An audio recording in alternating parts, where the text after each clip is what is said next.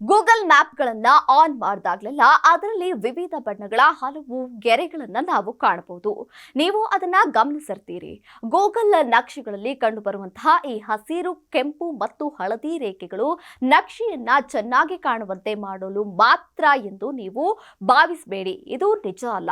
ಯಾಕಂದ್ರೆ ಗೂಗಲ್ ಮ್ಯಾಪ್ನಲ್ಲಿ ಬರುವಂತಹ ಪ್ರತಿಯೊಂದು ಬಣ್ಣಕ್ಕೂ ಒಂದು ಅರ್ಥವಿದೆ. ಹಸಿರು ರೇಖೆಯು ಆ ರಸ್ತೆಯ ಪ್ರಮಾಣದಲ್ಲಿ ನಿಮಗೆ ಯಾವುದೇ ಅಡಚಣೆಗಳು ಇಲ್ಲ ಎಂದು ತೋರಿಸುತ್ತದೆ. ಇನ್ನು ಹಳದಿ ಮತ್ತು ಕಿತ್ತಳೆ ರೇಖೆಗಳು ಈ ಒಂದು ಮಾರ್ಗವು ಸ್ವಲ್ಪ ಜನದಟ್ಟಣೆಯಿಂದ ಕೂಡಿದೆ ಎಂದು ಸೂಚಿಸುತ್ತದೆ. ಅಷ್ಟೇ ಕೆಂಪು ರೇಖೆಗಳು ಆ ಮಾರ್ಗದಲ್ಲಿ ಭಾರಿ ದಟ್ಟಣೆ ಇದೆ ಎಂದು ಸೂಚಿಸುತ್ತವೆ.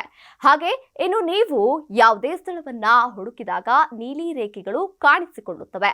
ಹಾಗೆ ನೇರಳೆ ಬಣ್ಣ ಈ ಮಾರ್ಗವು ಹೆಚ್ಚು ದೂರವಾದಂತಹ ಮಾರ್ಗವನ್ನ ಪ್ರತಿನಿಧಿಸುತ್ತದೆ. ಕ್ಷೇತ್ರದಲ್ಲಿ ನೀವು ಕಂದು ರೇಖೆಯನ್ನ ಏನಾದರೂ ನೋಡಿದ್ರೆ ಅದು ಬೆಟ್ಟ ಗುಡ್ಡದ ಹಾದಿ ಎಂದು ನೀವು ಅರ್ಥ ಮಾಡಿಕೊಳ್ಳಬೇಕಾಗಿದೆ. ಈ ರೀತಿಯಾಗಿ ನೀವು ಗೂಗಲ್ ಮ್ಯಾಪ್ ಯಾವ ಬಣ್ಣವನ್ನ ಸೂಚಿಸಿದಾಗ ಯಾವ ಮಾರ್ಗವನ್ನ ಅನುಸರಿಸುತ್ತಿದೆ ಎಂಬುದನ್ನ ತಿಳಿದುಕೊಳ್ಳಬೇಕಾಗಿದೆ.